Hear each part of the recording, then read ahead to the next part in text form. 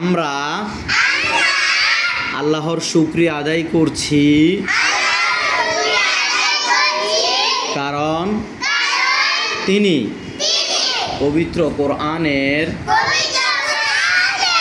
110 নম্বর সূরা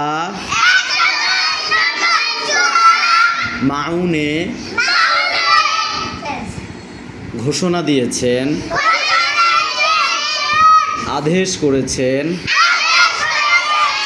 যখন আল্লাহ তাআলা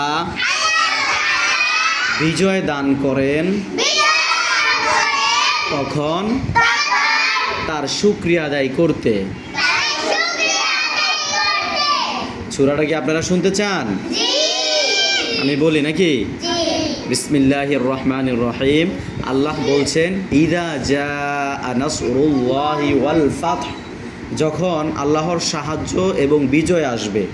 তার মানে বিজয়ের জন্য সর্বপ্রথম আল্লাহর সাহায্য দরকার। এই জন্য আল্লাহ আগে সাহায্যের কথা বলেছেন, তারপরে বিজয়ের কথা বলেছেন। ইযা জাআ নাসরুল্লাহি ওয়াল ফাতহ ওয়া রাআইতান নাসা ইয়াদখুলুনা ফি দীনিল্লাহি আফওয়াজা, যখন আল্লাহর সাহায্য এবং বিজয় আসবে তখন আপনি দেখবেন মানুষ দলে দলে আল্লাহর দ্বীনে প্রবেশ করছে।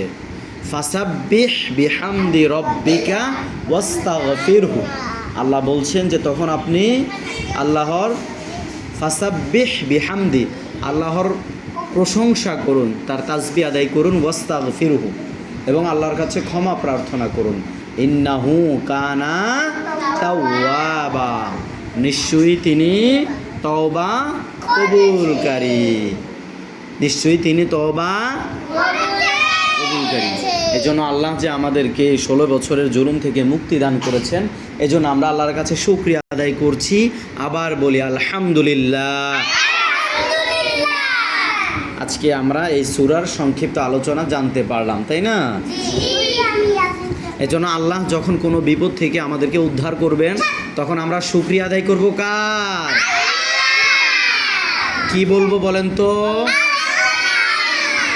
আলহামদুলিল্লাহ।